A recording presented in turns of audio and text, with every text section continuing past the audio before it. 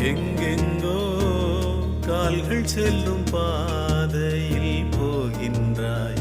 ஏதேதோ நாளை என்ற ஆசையில் வாழ்கின்றாய். உன் சொந்தம் இங்கு யாராரோ நீ சொல்லிக் கொள்ள யார் யாரோ. நீ வாழும் வாழ்வில் அர்த்தம் என்ன என்றே நீ சொல்லு.